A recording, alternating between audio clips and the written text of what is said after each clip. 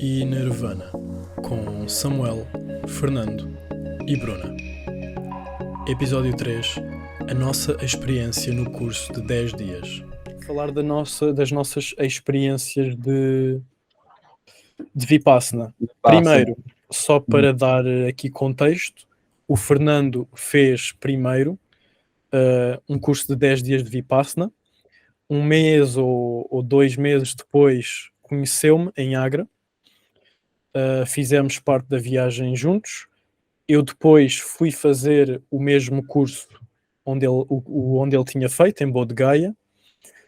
Entretanto, eu acabei a minha viagem e voltei para casa. Ele continuou a viagem, fez um segundo retiro no Nepal, e eu há talvez um mês voltei a fazer um retiro, mas em versão light, por conta própria, no campo, na terra, na aldeia dos meus avós, e apenas 5 dias, não 10, e de uma forma bastante mais light, se calhar com os objetivos talvez diferentes. Portanto, isto para dizer que o Fernando fez 2, eu fiz 1,5.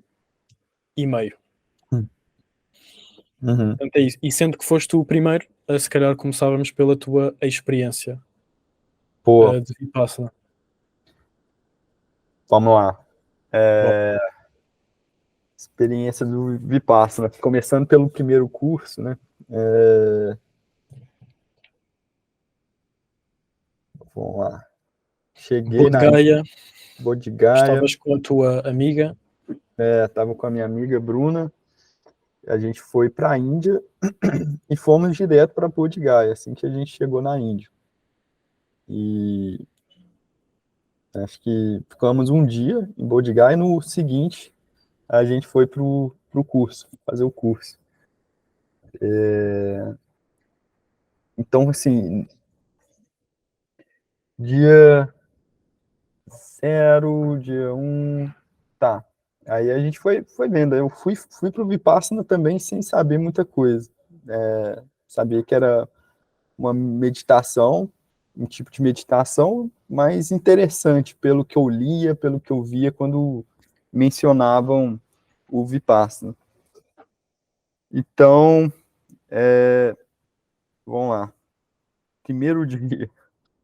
Já foi há Primeiro muito dia. tempo, já está difícil lembrar. Já foi no Réveillon, né? Cheguei lá no dia 29 de dezembro até o dia 9 de janeiro, se eu não me engano. Então, o tempo passa voando, né? Já faz alguns meses, uns 8, 9 meses, talvez. E eu acho que, primeiro, inicialmente, já no primeiro dia, deu para ver o tanto, né, hoje em dia eu consigo enxergar isso com muita clareza, o tanto que eu estava reativo, principalmente com as dores que eu sentia nas costas, nas pernas, no pé. Meu pé ficava dormente muitas vezes, parecia que a posição que eu sentava não deixava a circulação de sangue mesmo para o pé circular normalmente. Então, eu lembro que era até eu comecei já num modo meio que desespero no começo do curso, porque eu lembro que no dia que a gente foi para o curso, no dia 0, né, no mesmo dia, na manhã, a gente foi ver um pitching, um discurso do Dalai Lama numa praça central lá, em Bodh Gaya. E a gente sentava no chão, com a perna cruzada. E acho que a gente ficou lá umas meia hora, talvez. E porque assim, nossa senhora, muito ruim sentar assim, com a perna cruzada. Aí bateu aquele desespero. Será que não vai ser Será que não vai ter opção de cadeira lá no curso, não? Aí eu comecei já a desesperar a reagir antes de ir pro curso. E, e dito e feito, né? Aí a gente chega lá na meditação, no Dhamma Hall, e todo mundo sentado, com perna cruzada e sem cadeira. Putz, o que que eu fui arrumar? 10 dias, o dia todo, sentado, com a perna cruzada, não vou dar conta, não. Eu meia hora lá para ver o Dalai Lama, eu não dei conta, imagina aqui. E, realmente, deu... No segundo dia, eu já fui lá, né, no intervalo para conversar com o professor. Foi lá, professor, tá não, muita dor. Dor aqui na perna, no pé, nas costas. Você não... Será que não rola, tem uma cadeira para eu poder sentar numa maneira mais confortável? E aí ele não me deu cadeira, mas me deu, acho, algo melhor ainda. Um conselho que eu acho que eu nunca vou esquecer na vida, né? Falou, Fernando, você não precisa de cadeira. Você precisa de overcome your mind, superar sua mente. O que está te impossibilitando é mais a sua mente. Você reagindo a essas dores que está piorando. Você está criando seu sofrimento. Pô, não vou nem insistir na cadeira, não. Se ele está falando, eu vou persistir aqui, então. Boa. E aí, nos outros dias, eu fui, tinha dor, mas comecei a praticar com mais equanimidade, olhando mais subjetivamente. E fui entendendo que realmente existe uma dor física real, mas existe uma dor que é multiplicada, que é pelo sofrimento, que é pela mente mesmo, que é o desejo de não estar sentindo aquele incômodo. Então, na verdade, a dor que a gente sente é isso aqui. Mas o que a mente multiplica é talvez algumas vezes mais. Se bem que Isso, deixa-me dar o ponto sim, que, pelo menos em Boa de Gaia, acabou por existir cadeiras para algumas pessoas, porque acredito que para pessoas que têm mesmo alguns problemas mesmo das costas, se calhar, não sei, escoliose ou outros problemas relacionados com a coluna, até essas pessoas podem fazer desde que com cadeira. Portanto, mesmo para as pessoas que tenham esse problema ou esses problemas, caso explicitem bem isso, é possível que consigam fazê-lo quanto a isso. Mas isto só para dar o ponto de que até para essas pessoas é possível, em condições normais, diria eu. boa. Exato, exato. Porque há Eu pessoas que acho, para além que não é opção, é mesmo impossível por questões da doença que tem. sim, sim, não, É. mas eu acho que até para mim mesmo, se eu insistisse, talvez não no segundo dia que eu fui na primeira vez, talvez se eu fosse lá de novo no dia seguinte, ele me daria cadeira. Inclusive, no segundo curso que eu fiz, é até engraçado. Acho que a maioria dos novos estudantes, em algum momento, passou para a cadeira. E eu senti essa flexibilidade maior, pensando um pouquinho nas diferenças entre os centros e entre os professores assistentes, eu senti essa flexibilidade maior em o professor assistente disponibilizar a cadeira para quem quiser sentir-se algum incômodo. Eu achei que ele deu até fácil até demais. Eu acho que o estudante perde uma boa, uma boa, um bom potencial de aprendizado e amadurecimento da equanimidade que você pode ter com a dor. A dor é uma ótima lição ali pro Vipassana, na verdade. Então, acho que é até prejudicial o professor assistente dar uma cadeira com facilidade. Mas, de fato, se é uma pessoa com idade avançada, tem alguma dificuldade a mais, o professor vai disponibilizar a cadeira. Eu acho que até em Bodhigaya também, se for uma pessoa que está realmente não suportando, não conseguindo lidar com a dor, não conseguindo superar a mente, aí Sim, em Mas Bodgai eu vi, eu cheguei a ver algumas pessoas. boa. Então, assim, eu acho que esse talvez para o primeiro curso, talvez tenha sido o maior aprendizado, né?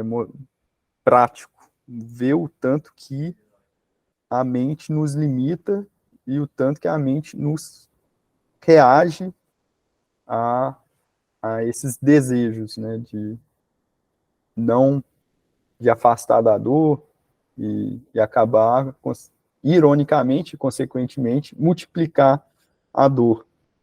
E também o insight que traz, né, tanto que a nossa mente, ela no geral, ela está acostumada ali tá naquele bem-estar, naquela zona de conforto, e qualquer coisa um pouco diferente disso, ela multiplica a intensidade. Então, acho que isso traz vários insights. Primeiro, porque a mente nos limita. Se está limitando a forma de eu sentar, imagina as outras coisas que ela está limitando e eu não estou percebendo. Outra, essa questão da multiplicação, né, de não gostar de estar na zona de conforto e estar relacionado. Então, acho que a gente conseguir superar a mente, ultrapassar essa barreira, a gente consegue abrir a mente para novas possibilidades para a vida. Isso aqui é um exemplozinho da dor, mas que superando, você consegue ver o quanto a mais a gente é capaz de superar o É. corpo, isso, E se fisicamente calhar, também. e se calhar procurando algumas similaridades, também podemos ver isso, por exemplo, na prática de exercício físico de alta intensidade. Por exemplo, imagina que vamos correr ou vamos fazer uma maratona, ao fim de 5 minutos o cérebro está a dizer não, acabou, acabou, não quero mais. Mas o corpo ainda está totalmente fresco e capaz de fazer bem mais. Portanto, acho que conseguimos ver um pouco essa similaridade no exercício físico, do quanto a mente mal vê desconforto, pensa para si, olha, não, vamos acabar, já está bom. Mas quando podemos ir muito, muito, muito mais longe. Exato. Portanto, é só Perfeito. uma pequena similaridade que Tem, conseguimos ver tem também aquela noutro. questão também, né, que acho que você falou para mim, acho que você mesmo já praticou a questão de banho no gelo, Sim, lá na Noruega, não foi? sim, exatamente, exatamente. Estive na Noruega em janeiro e tentei praticar com água do oceano mesmo, em janeiro, na Noruega. Penso que a água estava a 5 graus Celsius, mas pareceu menos 100. Estava mesmo muito fria. E a verdade é que aí consegui superar a minha mente um pouco. Contudo, aí também percebi rapidamente que há um certo limite em que o corpo diz chega. Aí senti os dois pontos. O primeiro ponto onde era a mente que dizia chega, mas depois o momento onde é mesmo o corpo a dizer não, chega, não pode ser mais. Boa. Mas é muito interessante essa questão do frio e da água, porque claramente, porque não vamos entrar muito por aqui, mas há pessoas que claramente conseguem aguentar muito mais tempo na água fria, gelada, do que outras, por estarem focadas, e se calhar essas pessoas entrariam em estado de hipotermia muito depois do que uma pessoa normal. E isto também para demonstrar que se calhar a mente às vezes tem um poder de desbloquear até o superpoder do próprio corpo, até. Se bem que aqui já me estou a desviar um pouco, mas para dizer que a mente pode estar a bloquear uma diferente capacitação que a gente pode ter. Boa. Totalmente alinhado a essa questão da experiência do Vipassana e de superar essas dores e conseguir enxergar isso de uma maneira mais clara. Então, acho que esse primeiro Vipassana, esse foi o maior aprendizado, né? Sentir na pele esse aprendizado da mente estar limitando a gente e que a gente consegue superar.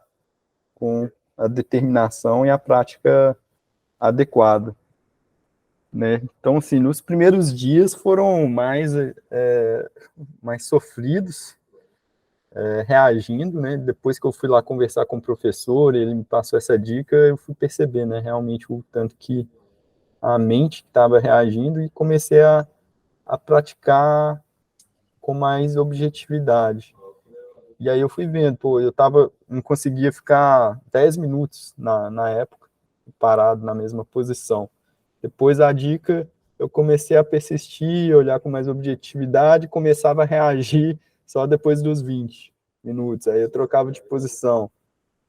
Mas isso foi aumentando ao longo do curso, até que no final do curso eu conseguia ficar sentado mais paradinho, tipo, talvez uma hora por dia, nos últimos dos 7, 8 para frente.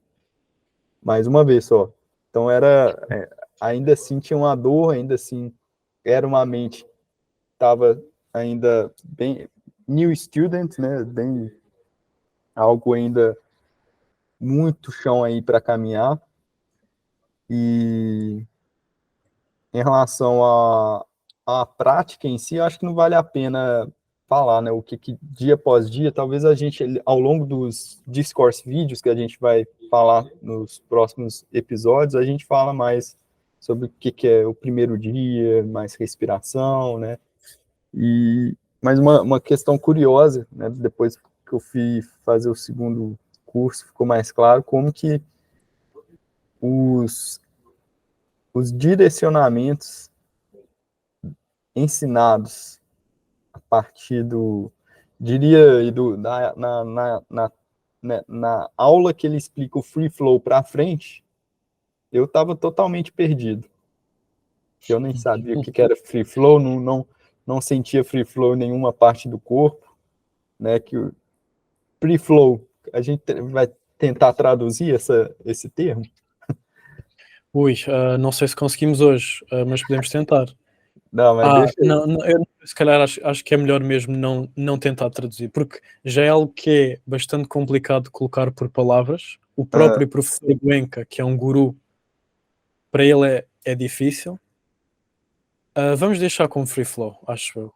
Mas Deixa aí. se calhar podemos só dizer que o free flow é algo que eventualmente podemos sentir a meio de uma sessão de meditação e, tal como o nome indica, há um free flow de sensações ao longo de todo o corpo. Mas talvez ficamos por aqui, digo eu. Boa, boa. A gente pode até mencionar isso melhor e dissertar melhor no dia do discurso vídeo, que seja Em que se no fala do mesmo free dia que flow, a gente sim. fala do free flow. Aí a gente entra mais detalhes.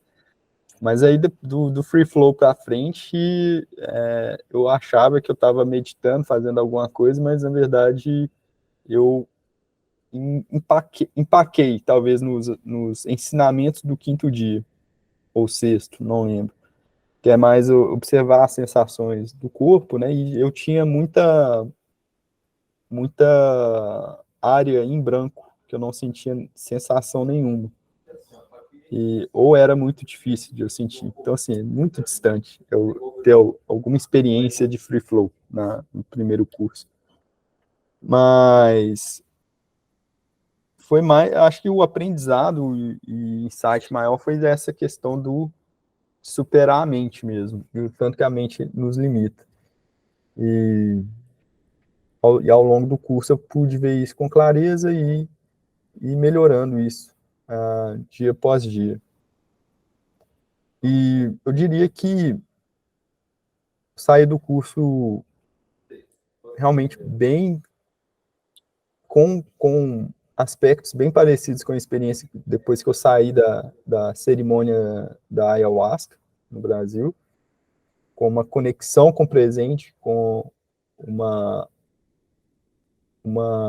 consciência das sensações e emoções no meu corpo, no estado presente, uma conexão sabendo ali quando o meu corpo começa a ter alguma ansiedade para alguma coisa, eu observava aquilo ali objetivamente, não deixava render, não deixava multiplicar. Isso é uma questão que ficou por alguns dias, tanto da experiência da ayahuasca quanto do Vipassana. E eu acho que é muito importante, talvez mais importante do que os cursos de 10 dias, manter a prática diária, 1 hora de manhã e 1 hora à noite. Que, né, a gente falou para falar das experiências dos cursos, mas além dos cursos, tem essa prática diária que talvez é mais importante que o próprio curso em si. Mas antes de falar mais sobre isso, eu vou passar a bola para você falar da sua primeira experiência do curso, aí depois eu falo mais um pouquinho do meu caminho passando. Tudo bem. Queres então que a gente tente dissecar cada dia depois nos episódios seguintes? E aqui faço mais uma overview da minha experiência. Eu acho que assim, da prática em si, eu vejo que a gente pode Sim, explicar concordo. direitinho o dia a dia de acordo com os episódios de cada vídeo, né, que a gente vai fazer. Os próximos 10 episódios serão de cada dia, né, de cada Discourse vídeo. Mas se tiver algo que é importante você explicar para salientar alguma coisa interessante da sua experiência, fique livre para Ok, falar aí. boa. Então vou começar um pouco por aquilo que foram os meus sentimentos ao longo do tempo e a forma como eu fui vendo a meditação. Posso dizer que logo no dia 0, não sei bem explicar porquê, mas não estava muito confiante, não estava muito positivo, e eu até sou alguém que em condições normais me sentiria bastante confiante para aquele desafio de não falar, meditação, 10 dias, mas por algum motivo chegou ali um momento e eu estava a sentir que já ia ser bastante complicado. Até estava no meu quarto já, sozinho, tinha sido o único a chegar ali e já era bastante tarde, portanto, também tal como tu, houve um momento em que eu pensei, olha, vou ter um quarto só para mim, o que à partida podia ser positivo, mas depois eventualmente acabou por chegar uma outra pessoa e eu por dentro até agradeci que isso tivesse acontecido, porque ter ali uma outra pessoa no dia 0, não sei, deu-me alguma paz, até pelas interações que tivemos. Não estava a passar muito bem no dia 0, mas o facto de ele estar ali e de sentir que tem alguém também que vai fazer isto comigo, por algum motivo, ajudou-me. Portanto, até foi positivo que no fim do dia ele lá estivesse. Já agora, por curiosidade, eu não sei se disse, mas era um vietnamita, 30 e poucos anos, que estava a treinar para ser um monge. Ó, Portanto, ele estava ali a sério. Mas bem, o primeiro dia eu diria que o primeiro dia não foi o mais complicado, porque como era tudo novo, estava-me a adaptar àquilo que era cada coisa nova, ir para a sala de meditação, ir comer ao refeitório, e agora ainda estava-me a habituar às rotinas e aos horários, portanto, como tudo era novo, nem sequer tive muito tempo para sentir sentimentos, quer positivos, quer negativos. Acho que no primeiro dia estava concentrado em perceber o que é que eu estava ali a fazer. Já o segundo dia, diria que foi mesmo o mais complicado, o mais duro, principalmente a parte da manhã. Acho que a partir da parte da tarde eu consegui dar um shift na minha cabeça, e algo que eu por acaso fiz, eu não sei até que ponto isto foi positivo ou não, mas eu sempre tive um mindset bastante positivo relativamente ao tempo que eu estava lá. Ou seja, eu todos os dias começava o dia a pensar para mim: ei, é boa, já estou no dia 3, portanto já estou a 30%. E isto é diferente. Eu dizer, eia boa, já estou no dia 3, é diferente de eu dizer, eia que mau, ainda estou no dia 3. E eu acho que isso tem alguma alteração na forma como vês todo aquele processo. Para além do mais, isto não sei se foi estúpido, mas na minha mente eu fiz uma conta assim básica, algo do género. Ok, isto só vai ser complicado até ao dia 6. a partir daí vai ser fácil. Então, se eu estou no dia 3, ou seja, já estou a 50% da parte difícil e depois é fácil. Então, eu, na minha cabeça, todos os dias, eu estava a fazer contas de forma positiva para me motivar e para pensar, ok, já fiz esta percentagem, já fiz este dia, e então é só mais um pouco e depois mais aquele pouco e vai ser fácil. Não sei se isto perturbou um pouco aquilo que era a linha normal em que nem sequer devia pensar nisto, mas como era difícil na altura para mim estar ali aqueles 10 dias, acho que foi uma boa forma de pelo menos ver um lado positivo e não estar ali a sofrer. Portanto, foi uma boa forma através da matemática de tirar um pouco de sofrimento. Criar umas estratégias mentais para tornar o curso mais suave, né? E depois eu também fiz algo parecido com a própria meditação.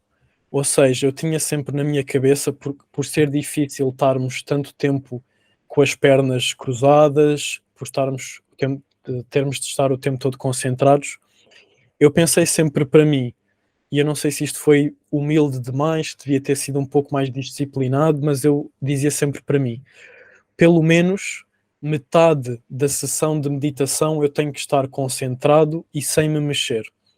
A partir daí, dar o meu máximo e tentar os 75%. A partir dos 75% daquela sessão de meditação, se me apetecer sair, se me apetecer fazer uma pausa, eu faço. Mas no fundo, tentei fazer uma regra para que pelo menos metade do tempo eu estivesse ali, duro, concentrado, mas também não fui rígido o suficiente para estar ali, ok, há uma sessão de 1h30, eu vou ter que estar obrigatoriamente aqui 1h30 concentrado, sem mexer, caso contrário é um falhanço. Eu tentei ir mais por um lado, mais pelo outro lado e tentar ser, ok, isto é a minha primeira experiência, certamente estou a passar por este sofrimento que todas as outras pessoas estão a passar, portanto se eu levar, mesmo que eu não tenha o proveito que talvez pudesse ter, fosse 100% disciplinado, eu sei que ao menos assim eu certamente vou ter algum proveito e talvez numa segunda vez eu possa ser mais disciplinado. No fundo foi esse o meu pensamento de, ok, tenho uma sessão de 1h30, então pelo menos até aos primeiros 45 minutos estar super concentrado. Se a partir daí quiser fazer uma pausa e ir só levantar-me, sair, beber água e voltar, tudo bem. Óbvio que fui melhorando também ao longo do tempo, em termos de tempo, mas eu acho que esta foi uma boa estratégia que, apesar de não ter sido, lá está, o mais disciplinado, foi bom para, com o tempo em que eu fui disciplinado, ganhar com isso, percebes? Sim, sim. E outro último ponto que eu acho que era importante ressalvar é, para mim, as 2 horas matinais iniciais eram as mais complicadas. Não sei se para ti foram. Estas primeiras 2 horas, das 4h30 da manhã às 6h30 da manhã, foram os timings em que eu fui menos disciplinado. Ao ponto de, e vou aqui fazer uma confessação, vou confessar algo bastante grave, que é, eu acho que houve um dia ou dois em que eu só saí da cama para ir às 6h30 tomar o pequeno almoço. Em que eu não fiz a meditação das 2 horas da manhã. Ah, você ficou dormindo? Até mais Eu, tarde? eu inevitavelmente acordava, como os outros, é óbvio. Mas, por algum motivo, aquela das 4 da manhã era muito difícil. Não propriamente até o acordar, mas era acordar, sentar-me e estar ali concentrado em meditar logo.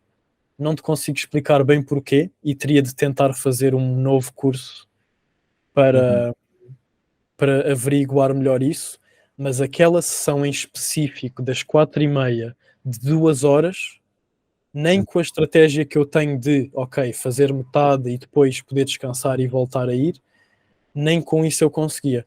Portanto, eu, que a maioria dos dias acabei por fazer, era ou ir às 4h30 da manhã, só fazer literalmente metade e depois voltar a descansar, ou então ir só à segunda metade às 5:30 da manhã e fazer essa metade. Mas essas 2 horas, eu por algum motivo foi mesmo muito complicado e por isso houve um ou 2 dias em que eu senti-me mal. Eu senti mal porque eu senti que falhei completamente. Mas acho que Mas qualquer falha, entre aspas, é que nem o professor assistente do falava. You have to accept that smilingly, né? exato, eu tentei Não se sempre ser cobrando. exato. É importante que a gente se cobre de uma maneira positiva.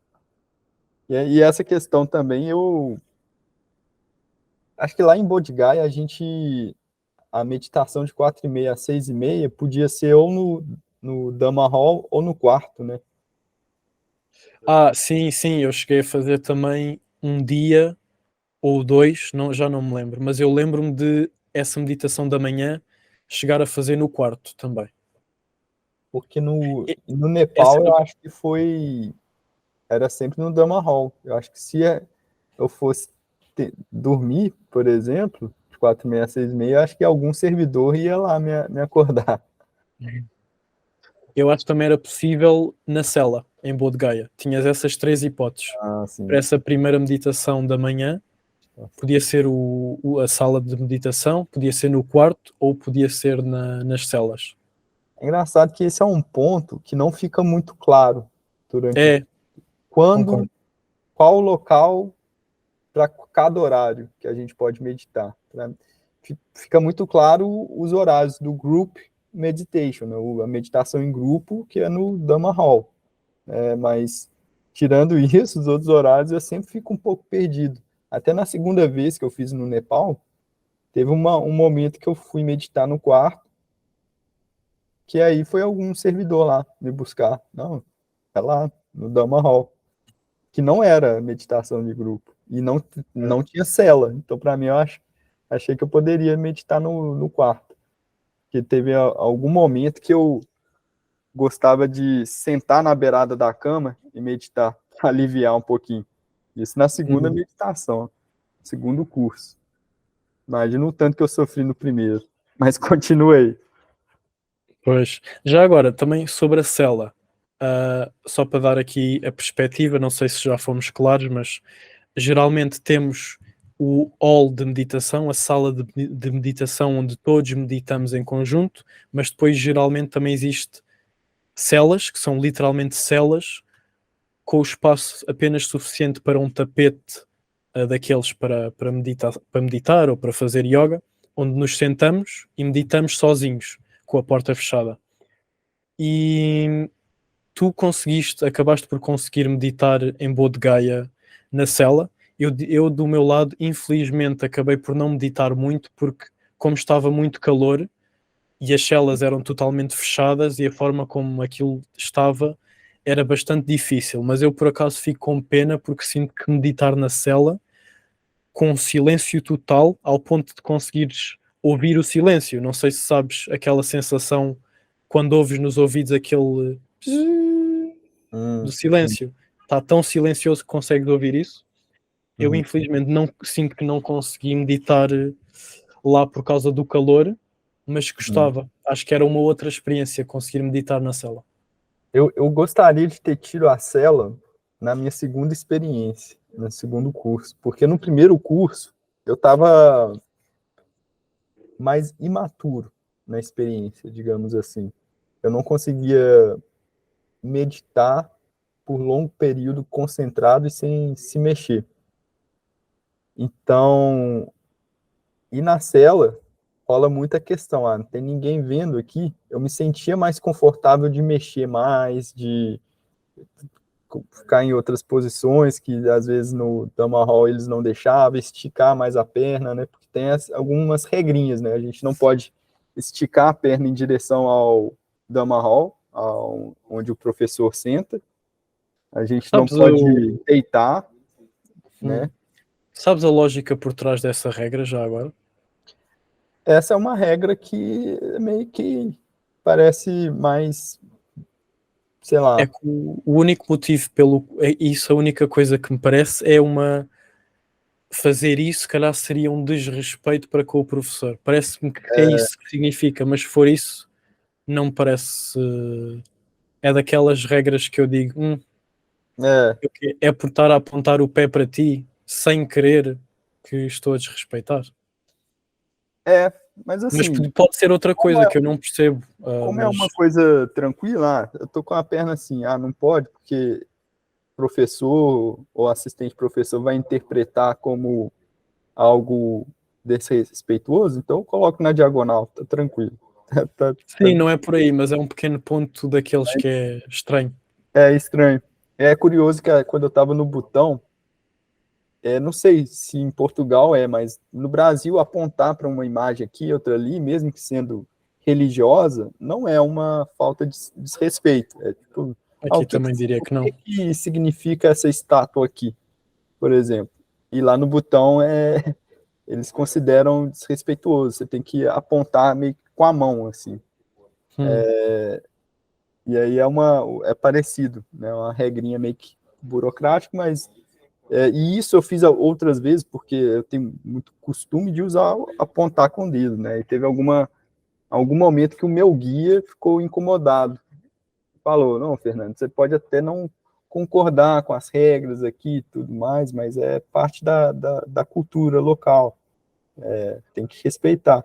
Falei, não, eu concordo completamente, eu estou aqui no seu país e tem que fazer as maneiras conforme a cultura local, concordo plenamente. Quando eu apontei, é porque eu esqueci dessa tradição local, não foi querendo desrespeitar.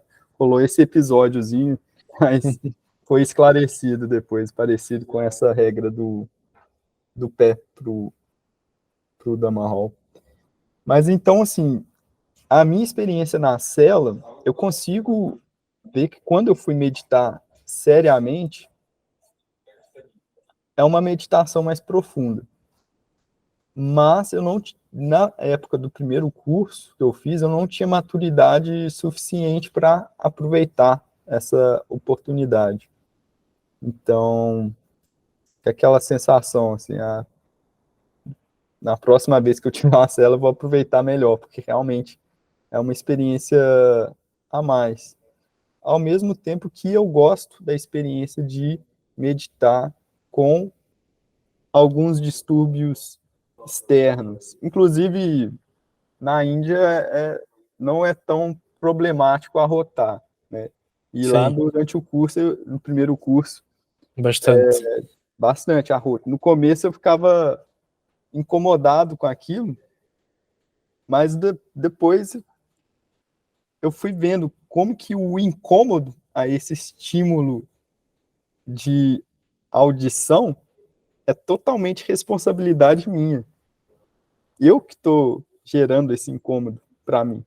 Se eu começar a interpretar, e isso talvez é até uma inércia cultural, né? Porque a gente foi treinado a, a aceitar que a rota é desrespeituoso, é mal educação. A gente foi treinado isso desde criança, mas é só um som. No, da... E aí eu fui vendo isso também, foi um insight interessante também que eu tive durante o primeiro curso. E aí no finalzinho não me incomodava mais. Mas pode prosseguir, cortei você, desculpa. Não, eu diria que do primeiro, talvez para já seja isto que eu tenho a dizer. Acho que acho que sim, utilizei estes pequenos truques da mente, porque eu a certa altura apercebi-me que, ok, eu não consigo e se calhar não vou ser disciplinado a 100%, mas se calhar se o for a 50% ou a 60% ou a 70%, consigo tirar mais proveito disto. Eu pensei que, ok, eu não vou sair destes 10 dias como um guru iluminado. Eu estou aqui mais para aprender. Se calhar podia aprender mais se viesse mais disciplinado, mas ao mesmo tempo aprendendo desta forma que para mim é mais, que se torna mais fácil, com estas benesses, faz com que se calhar eu até no fundo aprenda mais. Há uma frase do Platão, eu vou parafrasear um pouco, mas ele fala da importância que é para as crianças na escola aprenderem através da brincadeira. E eu penso, no fundo é um pouco isto, se eu tivesse a tentar aprender isto com o sacrifício e com a dor e com aquela aversão, talvez no fim não tivesse o mesmo proveito do que tentar ser um pouco mais humilde e menos duro comigo mesmo. Mas é não sei, não tenho ainda bem resposta direta. Teria de fazer mais cursos e fazê-los de formas diferentes para pensar até que ponto, qual é a melhor estratégia para levar, com que estratégia levar a mente para um curso assim. Mas concluindo, eu acho que a minha estratégia acabou por não ser má. Talvez não tive os frutos todos que podia ter, mas saí de lá pensando, isto é muito positivo e quero fazer novamente e aprofundar mais. Portanto, acho que saí de lá de forma bastante positiva. Perfeito. Eu saí de lá com uma... tipo assim, eu sempre tive vontade de fazer alguma coisa, aprender alguma coisa que seja mais fora do tradicional, porque normalmente a gente faz algum curso de capacitação para a gente trabalhar e ser melhor remunerado, é mais ou menos por aí. Mas esse curso é um curso para você aprender a viver, basicamente. Exato. Então, assim, eu acho que eu vim para a Ásia, é engraçado, especialmente para a Ásia, porque é uma cultura diferente, buscando alguma coisa de aprendizado com culturas diferentes. E, sem dúvida, esse é o maior aprendizado da viagem, talvez maior aprendizado e maior experiência da vida. Então, eu saí do curso assim, caramba, é um curso que excedeu completamente minhas expectativas, e se eu tivesse alguma expectativa de curso que envolva vida, aprender a viver, seria algo bem isso, bem pé no chão, bem técnico, bem prático, sem espiritualidade é um termo talvez complicado de usar, mas sem dogmas religiosos, sem Exato. misticismo. Então é um curso mais racional do que espiritual, na minha opinião. E faz tudo muito sentido. E gratuito. E gratuito. Se Né? calhar dá mais alguma verdade em certa, ou mais humildade. Você percebe que não tem assim um interesse por trás, né? Porque tudo que a gente Exato. faz, você vê, mas essa pessoa, essa instituição está querendo ganhar isso em cima de mim, alguma coisa assim, aquela visão capitalista, né? Mas não, é gratuito. Se você quiser doar, você doa. Se não quiser doar, você não doa. O valor que você quiser doar, você doa. Então é tudo muito flexível e funciona, né? Então eu achei fantástico, fantástico, fantástico e com certeza vou continuar fazendo. Eu planejo fazer de 6 em 6 meses. Né? Eu fiz a segunda vez no Nepal. Planejo continuar fazendo as meditações diárias. E futuramente fazer os cursos mais longos, né? Que a gente não citou, mas tem curso de 20, tem curso de 30, tem curso até de 60 dias. Imagina um curso de 60 dias. Isso é... Uau. É que eu depois eu imagino que o ganho que tu tens, o quão dentro da experiência estás, não é uma função proporcional. Eu acho que aquilo acaba por ser quase exponencial. Ou seja, estar 20 dias, acho que não é o mesmo do que estar 10 dias 2 vezes. Uma imersão de 20 dias, acho que tens muito mais, ganhas muito mais do que do fazer 2 de 10. Percebes? Acho que é um ganho exponencial por estares ali fechado de uma vez só nisso tudo. Portanto, Sim. esse eu não sei se estaria pronto para fazer para já. Mas também porque depois as pessoas entram na vida normal, né? Nas rotinas de normalidade e de trabalho, e esses cursos no mundo normal são difíceis de tirar. Eu, se É, quisesse fazer um curso de 30 dias, eu nem sequer dava para utilizar as minhas férias de trabalho. Eu tinha que me despedir do meu trabalho uhum, ou de ter uma isenção de dias ou algo assim, só para fazer isso. Portanto, é, na vida normal, depois esses cursos de mais tempo é algo difícil de é, fazer. os próprios 10 a 12 dias, né, do próprio curso de 10 dias já é muito difícil para a Exato, para maioria uma das pessoa pessoas. normal. É, É. verdade, verdade. Mas é algo que dá para encaixar nas férias, por exemplo, né? Todo mundo tira férias pelo menos uns 15 dias por ano.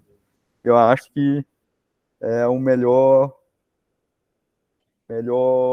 utilidade para o tempo livre que a pessoa pode fazer. Sim, sem dúvida. E bem, pela minha primeira experiência, eu diria que é isto. Depois posso eventualmente ir mais a fundo quando falarmos de cada um dos dias específicos nos próximos episódios. Boa, boa. Agora falando da segunda experiência, aliás, antes de iniciar a segunda experiência, acho que é importante salientar essa questão da prática diária, que eu mantive pelo menos a maioria das vezes.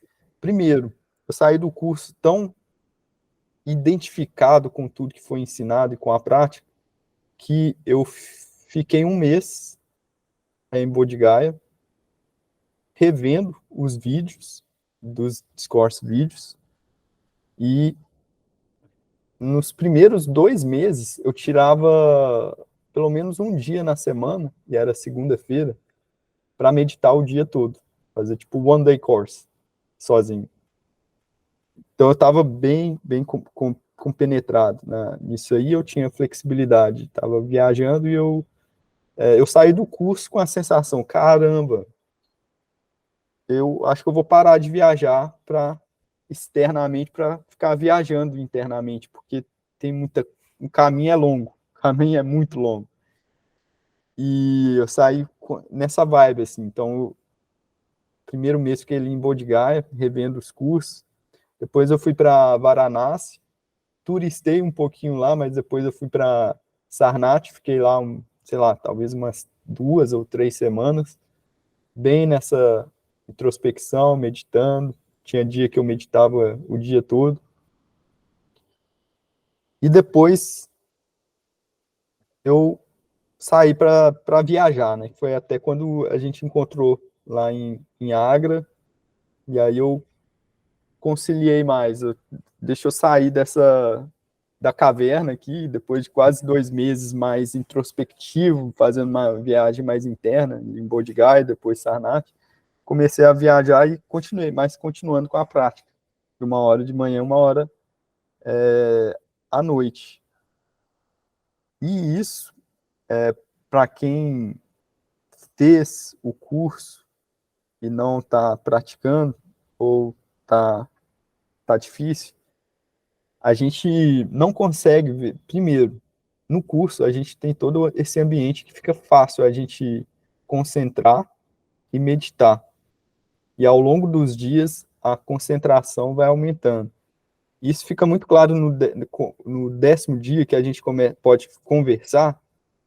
Isso a gente vê como que esses inputs de conversa, leitura e tudo mais abala um pouco a mente, agita um pouco a mente, fica mais difícil de concentrar. No 10º dia, pelo menos no segundo curso que eu fiz, ficou muito claro, tanto que a qualidade da minha meditação piorou, ficou muito mais superficial, ficou difícil de meditar profundamente no 10º dia. E isso fora, na sociedade, viajando, conversando com gente aqui e ali, tendo vários estímulos visuais e digitais também, não só. Fica muito difícil de meditar. Então, é compreensível a gente ficar desanimado a fazer essa meditação 1 hora de manhã, 1 hora à noite. Mas eu acho elas muito importantes E às vezes a gente não sente muita diferença de um dia para o outro, acha que a gente está estagnado, e eu lembro que quando eu saí das minhas primeiras meditações diárias, pós primeiro curso, eu sentia que eu só estava sentado, não estava meditando.